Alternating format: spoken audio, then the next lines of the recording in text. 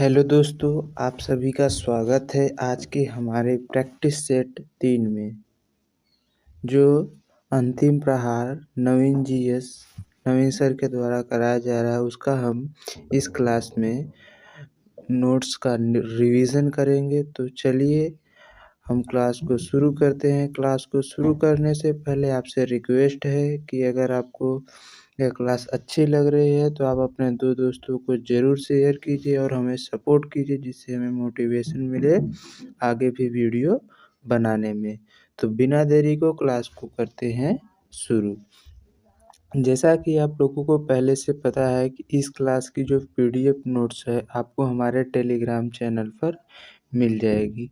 वहाँ से जाकर आप डाउनलोड कर सकते हैं, जो हैंड रिटन नोट्स है। तो चलिए क्लास को आगे करते हैं। तो आज हम लोग बात करने वाले हैं प्रैक्टिस सेट 3 के बारे में। किसके बारे में? तो प्रैक्टिस सेट 3 का आज हम लोग अध्ययन करेंगे। जैसा कि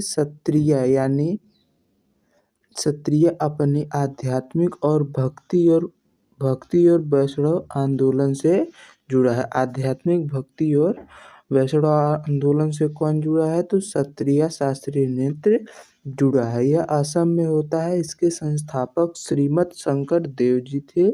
यह 500 वर्ष पुराना है। वहीं बात करें तो अंकिया नाट के प्रदर्शन के लिए इसको लाया गया था। इसमें पुरुष नर्तक को भांगी और महिला नर्तक को सिमंगी कहते हैं। माटी अखोरा से इसका संबंध है। भुवाना नृत्य भगवान कृष्ण की कहानियाँ क्षत्रिय नृत्य में ही की जाती है। वहीं बात करें कुचिपुड़ी तो आंध्र प्रदेश में किया जाता है। इसका आंध्र प्रदेश के कृष्णा जिले के कुचेलापुरम गांव के नाम पर इसका नाम कुचिपुड़ी पड़ा है। वहीं बात करें तो पीतल की तस्तरी में पैर रखकर नृत्य करने का प्रचलन कुचिपुड़ी में है, जिसको तरंगम बोलते हैं। इसके जनक सिद्धेंद्र योगी हैं। अन्य जो इसमें संबंध है वो नागबंध मुद्रा है, मंडी के पू है और कांतेरा भी से संबंधित है। नृत्य को भागवतालू, इसमें मेढक की कहानी को मंडूक कहा जाता है। आगे बात करें तो अगला जो हमारा पॉइंट होगा, इसमें पोशाक को जो है वो बगलबंदी कहते हैं। आगे बात करें तो अगला हमारा जो पॉइंट है वो काला घोड़ा कला महोत्सव जो है वो मुंबई में मनाया जाता है, जिसकी शुरुआत 1999 में हुई थी। मुंबई महाराष्ट्र में पड़ता है। तो महाराष्ट्र के और उत्सव कौन कौन से उनको देख लेते हैं। तो विठोबा है, नवराली पूर्णिमा है, बाण गंगा है, जो भगवान राम के लिए किया जाता है, 2 दिन होता है। वहीं बात करें कोजागिरी भी है, गणेश चतुर्थी है, जिसकी शुरुआत बाल गंगाधर तिलक के द्वारा की गई थी। यह 11 दिन तक मनाया जाता है। गुड़ी पड़वा, जिसे महाराष्ट्र का न्यू ईयर भी बोलते हैं। गोवा में बानड्रम, सिग्मो, साओ जो आओ, सनबर्न, चिक्की कालो, ये सब गोवा में मनाए जाने वाले फेस्टिवल है। वहीं कर्नाटक में हम्पी, कंबाला, जिसे भैंसा दौड़ भी कहते हैं, गोम्बे हब्बा, ये सब कर्नाटक राज्य में मनाया जाने वाला महोत्सव है। वहीं बात करें केरल की तो त्रिशूलपुरम, थेयम, अट्टूकलम, तिरुवातिरकली, यह केरल में मनाए जाने वाले फेस्टिवल है। तमिलनाडु में जल्लीकट्टू, चित्राई, पुथंडू प्लोट है। आगे बात करते हैं तो जो हमारे अगले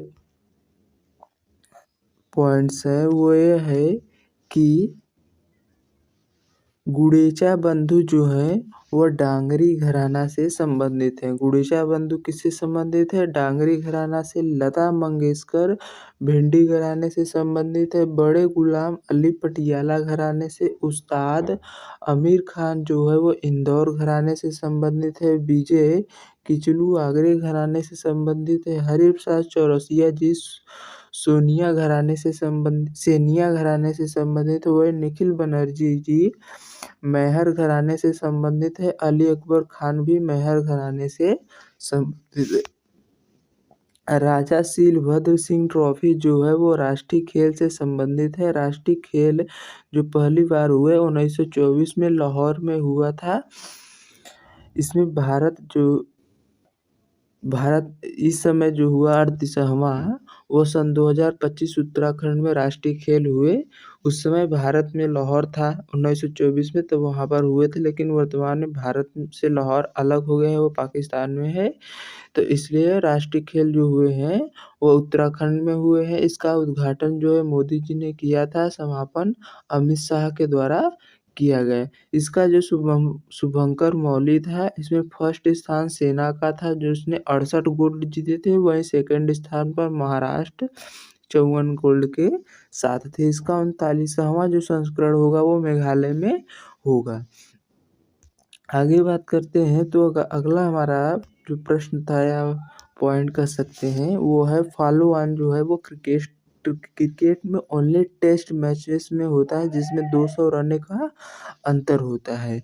क्रिकेट में जो है बॉल की परिधि है जो 22.4 सेंटीमीटर से 22.9 सेंटीमीटर के बीच होती है। बाल का वजन जो है 155 ग्राम से 163 ग्राम के बीच है। बैट की लंबाई 38 इंचेस और बैट की चौड़ाई जो है 4.25 इंचेस होती है। पिच की लंबाई की बात करें तो 20.11 सेंटीमीटर या 22 गज 1 मीटर या 22 गज होती है। पिच की चौड़ाई जो है 3.05 मीटर होती है। टेस्ट जो है 90 ओवर्स का होता है, 5 दिन के लिए होता है। इसमें लंच ब्रेक जो है 40 मिनट का, टी ब्रेक 20 मिनट और इनिंग ब्रेक जो है टेस्ट में वह 10 मिनट का होता है। T20 में भी इनिंग ब्रेक 10 मिनट का होता है और ODI में जो इनिंग ब्रेक है वह 40 मिनट का होता है। अगले पॉइंट की ओर बढ़ते हैं तो अगला पॉइंट हमारा जो है वह है कि DLS का मतलब होता है डकवर्थ लुईस सिस्टम। इसमें बारिश के दौरान या बाधित मैचों में इसका प्रयोग किया जाता है। इसे first time 1997 England versus Zimbabwe के मैच में किया गया था। DRS का मतलब होता है डिसीजन रिव्यू सिस्टम। इसको सन 2008 में इंडिया वर्सेस श्रीलंका के मैच में किया गया था। इसे आउट होने वाले पहले खिलाड़ी वीरेंद्र सहवाग जी थे, जो T20 के पहले कैप्टन भी थे। वहीं बात करें द धोनी टच बुक किसकी है तो भारत सुदर्शन की है। ड्राइवेन बुक जो है वो विजय लोकपल्ली की है, जो विराट कोहली पर लिखी गई। वहीं बात करें द हिटमैन जो बुक है विजय लोकपल्ली और जी कृष्णन के द्वारा लिखी गई है। Sunny day idols runs and ruins जो है वो सुनील गावस्कर की बुक है। द इनसाइडर आकाश चोपड़ा की बुक है। The test of my life Yuvraj Singh की बुक है। वाइड एंगल अनिल कुंबले की बुक है।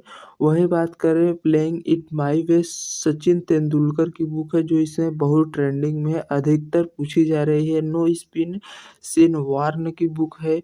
वहीं बात करें I have the street R Ashwin की बुक है, ये भी बहुत अधिक पूछी जा रही है। वहीं बात करें सिक्स मशीन जो है वह क्रिस गेल की बुक है।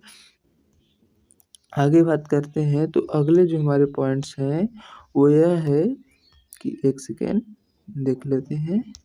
अगला पॉइंट हमारा है कि सिक्स मशीन होगा स्टैंडिंग माई ग्राउंड, ये है मैथ्यू हेडन की बुक है। वहीं बात करें century is not enough Sourav Ganguly की बुक है। एक 281 एंड बियॉन्ड जो है वह VVS लक्ष्मण की बुक है।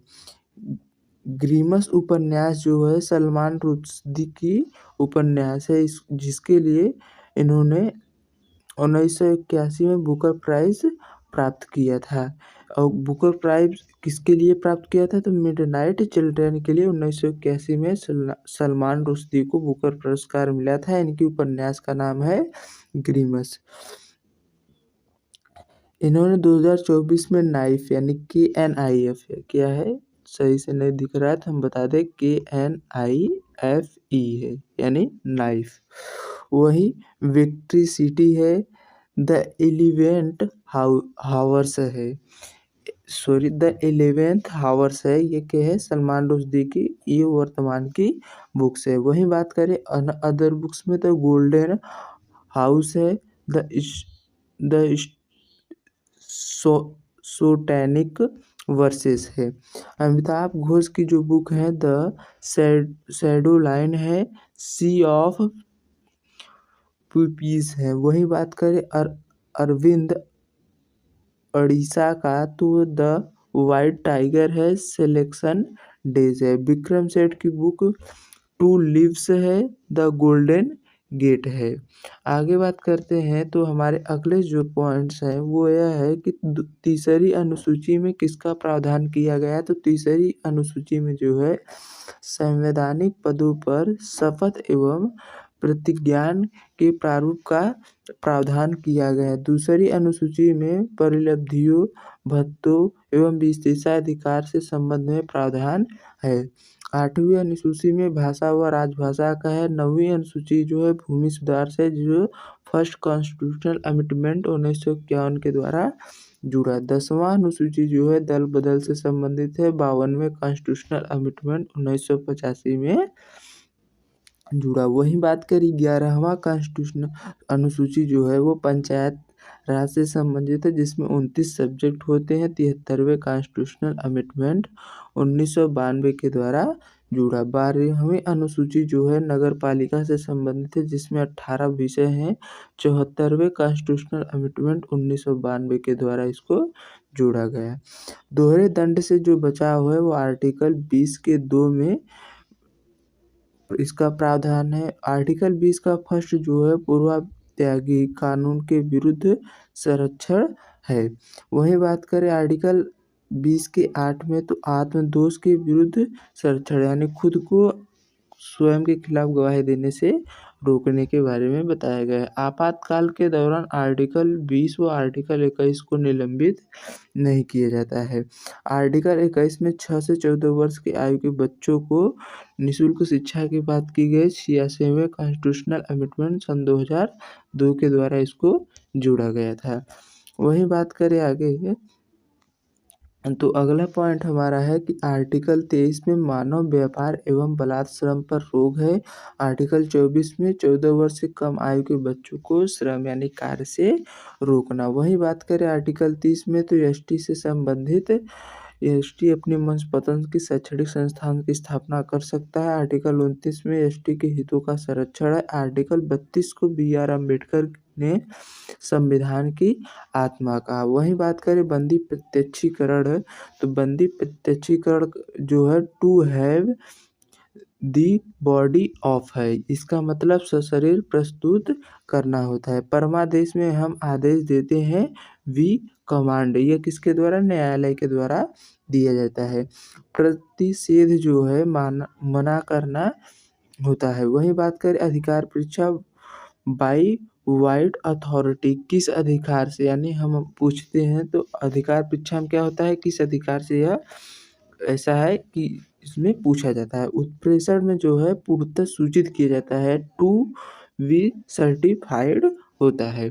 आगे बात करें तो अगला पॉइंट जो हमारा है जो सुप्रीम कोर्ट है आर्टिकल 32 के तहत 5 रिट जारी कर सकता है। हाई कोर्ट जो है आर्टिकल 226 में रिट जारी करने का उसको अधिकार है। गयासुद्दीन तुगलक ने भलाई अमीरों को ख्वाजा ताश या सहदास माना था। वही बात करें तो इसने सर्वप्रथम गयासुद्दीन तुगलक ने ही सर्वप्रथम नगरों की खुदाई करवाई थी। इसने 29 मंगोल आक्रमणों को विफल कर दिया था। तुगलकाबाद एवं 56 कोट दुर्ग जो है गयासुद्दीन तुगलक के द्वारा ही बनवाया गया था। हनूस दिल्ली दूरस्थ है। निजामुद्दीन औलिया ने गयासुद्दीन तुगलक को कहा था, जब ये कहा था तो ये गयासुद्दीन तुगलक जो है वो बंगाल में विद्रोह को दबाकर वापस लौट रहा था। तब इसने कहा कि औलिया को आने के बाद इसको मरवा दिया जाएगा। तब इसने निजामुद्दीन औलिया ने यह बयान दिया था कि हुनूज दिल्ली दुरस्त है। और रास्ते में आते समय गयासुद्दीन तुगलक की लकड़ी के महल में दबकर मौत हो गई। निजामुद्दीन औलिया के गुरु फखरुद्दीन थे, जिन्हें गज-ए-शंकर भी कहा जाता है।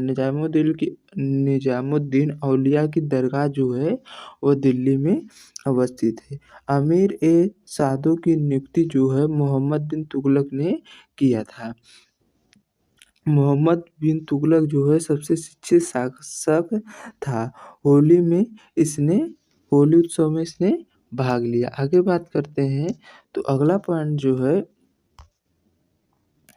वो यह है कि मोहम्मद बिन तुगलक को रक्त पिपासु भी कहा जाता है। इसके बचपन का नाम मलिक फखरुद्दीन था। इसने जौना खां की उपाधि धारण की थी। इसने राजधानी परिवर्तन किया था, दिल्ली से दौलताबाद किया था। दौलताबाद देवगिरी का नाम है जो महाराष्ट्र में पड़ता है। किसानों के लिए इसने दीवान-ए-अमीर कोही की स्थापना की थी। वहीं बात करें एमबीटी ने किसानों को तकावी ऋण प्रदान किया था। इसके समय पर मोरक्को से इब्न बतूता 1333 ईस्वी में आया था, जिसको इसने दिल्ली का काजी नियुक्त किया और 1342 में अपना राजदूत बनाकर चीन भेजा।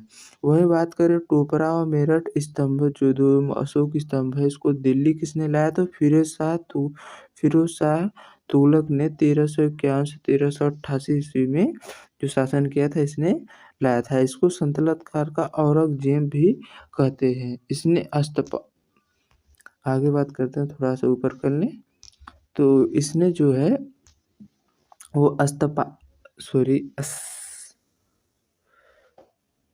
इसने अस्पताल का निर्माण किया जिसे दारुल सफा कहते हैं। इसकी आत्मकथा जो है फुतूहात-ए-फिरोजशाही थी, जो फारसी भाषा में लिखी थी। इसने एकता प्रथा पुनः प्रारंभ किया। कुतुब मीनार का पुनर्निर्माण जो है वो 1386 ईस्वी में करवाई थी। वहीं बात करें दासों के लिए दीवान-ए-बदरगान और दान के लिए दीवान-ए-खैरात का निर्माण करा था। सबसे भ्रष्ट शासनकाल इसलिए इसका कहलाया क्योंकि इसने इतलाक प्रथा के कारण इसका शासनकाल सबसे भ्रष्ट शासनकाल कहलाया। वहीं बात करें लोदी तो लोदी वंश जो थे ये अफगान मूल के थे।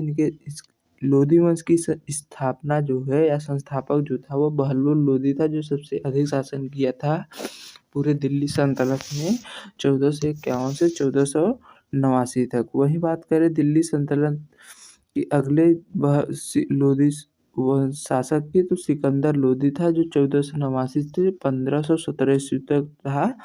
दिल्ली सल्तनत का अंतिम शासक इब्राहिम लोदी था, जो 1517 से 1526 तक शासन किया। 1526 में यह युद्ध में मारा जाने वाला पहला शासक था।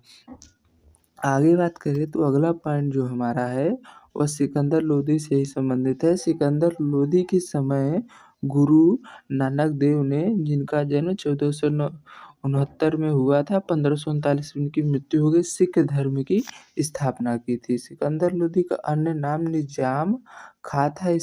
यह गुलरुखी शीर्षक से कविताओं का लिखता था। 1504 में आगरा की स्थापना की और इसको अपनी बाद में राजधानी बनाया। भारतीय संगीत पर फारसी भाषा में इसने पहला ग्रंथ लज्जत-ए-सिकंदर शाही लिखा था। मेरठ की मोड़ की मस्जिद का निर्माण इसने दिल्ली में करवाया था। कृष्णा की सहायक नदियाँ भीमा, डॉन, तुंगभद्रा है। वहीं बात करें प्रायद्वीपीय भारत की सबसे लंबी नदी जो है, सेकेंड सबसे लंबी नदी कृष्णा नदी है, जिसकी लंबाई 1401 किलोमीटर है। सबसे लंबी नदी बात करें तो गोदावरी है, जो 1465 किलोमीटर लंबी है। इसकी सहायक नदियों में मंझीर, प्राणहिता, पेनगंगा है। कावेरी की सहायक नदियाँ हेमवती, अमरावती, काबिनी है। महानदी की सहायक नदियाँ हंसदेव, जोक और ओंग है। आगे बात करते हैं तो अगला पॉइंट जो हमारा है वो यह है कि दक्षिण से उत्तर, कहाँ से दक्षिण से उत्तर की नदियों का क्रम बताइए तो कावेरी, कृष्णा, गोदावरी और महानदी दक्षिण से उत्तर की ओर है। ये बंगाल की खाड़ी में अपना जल गिराती हैं या बंगाल की खाड़ी में इनका मुहाना है। वहीं बात करें सिंधु, चेनाब, रावी, व्यास और सतलुज, ये है उत्तर से दक्षिण के क्रम में अवस्थित हैं। अरब सागर में ताप गिराने वाली नदियां जो अपना जल है वो ताप्ती, सिंधु, पूर्णा, नर्मदा और साबरमती हैं। ताप्ती और जो नर्मदा है यह सभी नदियां पश्चिम से पूरब की ओर बहती हैं, जबकि ताप्ती और नर्मदा नदी जो है वो पूर्व से पश्चिम की ओर बहती है। आगे बात करें तो अगला पॉइंट हमारा है, एक सेकेंड इसको ऊपर कर लेते हैं। जो कोयना नदी है, कोयना बांध है वो महाराष्ट्र में है कोयना नदी पर। उकाई बांध गुजरात में है तापी नदी पर। माता टीला बांध जो है वो यूपी में बेतवा नदी पर है। मेट्टूर बांध जो है वो कावेरी नदी पर है। वहीं बात करें हीराकुंड तो महानदी उड़ीसा में स्थित है जो सबसे लंबा बांध है। टिहरी बांध भागीरथी उत्तराखंड में सबसे ऊंचा बांध है। अलमाटी बांध जो है कृष्णा नदी कर्नाटक में है। बगलिहार बांध चेनाब नदी जम्मू कश्मीर में है। श्रीशैलम जो बांध है वह कृष्णा नदी आंध्र प्रदेश में है। इडुक्की बांध पेरियार नदी केरियर में अवस्थित है। पोंग नदी जो है वो ब्यास नदी पोंग बांध जो है वो ब्यास नदी पर हिमाचल प्रदेश में अवस्थित है। भाखड़ा नंगल बांध जो है वो और नाथपा झाकती बांध सतलुज नदी हिमाचल प्रदेश में अवस्थित है। ये पंजाब के कुछ क्षेत्रों में भी भाखड़ा नंगल पाया जाता है। वहीं बात करें बरकाना जलप्रपात की तो कर्नाटक में है। बांझाचल जलप्रपात जो है वो केरल में है। कंदाझार जलप्रपात उड़ीसा में है। पलानी जलप्रपात हिमाचल प्रदेश में है। सबसे ऊंचा इंडिया का जलप्रपात जो है कुचिकल जलप्रपात है, 455 मीटर ऊंचा है। वाराही नदी पर अवस्थित है, शिमोगा कर्नाटक में पाया जाता है। आगे बात करें तो अगले जो पॉइंट है वर्ल्ड का सबसे जो ऊंचा जलप्रपात है वो एंजिल वेनेजुला में अवस्थित कैनाइमा जलप्रपात है जो 979 मीटर ऊंचा है। इन चंदुबी झील जो है असम में अवस्थित है। हमासर जो झील है गुजरात में है। उपवन झील महाराष्ट्र में है। ब्लू वर्ल्ड झील जो हरियाणा में है। खारे पानी की सबसे बड़ी झील की बात करें तो चिल्का झील उड़ीसा में अवस्थित है जो राजहंस पक्षी के लिए प्रसिद्ध है। वहीं बात करें सेकेंड सबसे बड़ी झील जो है पुलिकट है जो तमिलनाडु और आंध्र प्रदेश में अवस्थित है इसकी सीमा पर। मीठे पानी की सबसे बड़ी झील की बात करें तो वह वुलर झील है जो जम्मू कश्मीर में अवस्थित है। दुनिया की सबसे गहरी झील बैकाल झील रूस में अवस्थित है।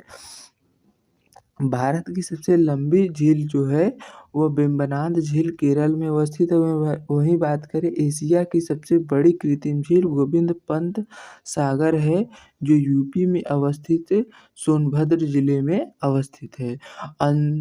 अंशुमा झील जो है वो उड़ीसा में अवस्थित है। अंचार झील जम्मू कश्मीर में है। अष्टमुदी केरल में है। लोकटक झील मणिपुर में है। लोनार झील महाराष्ट्र में है। नक्की झील जो है वह राजस्थान में अवस्थित है। आगे बात करें तो हुसैन सागर तेलंगाना में अवस्थित है।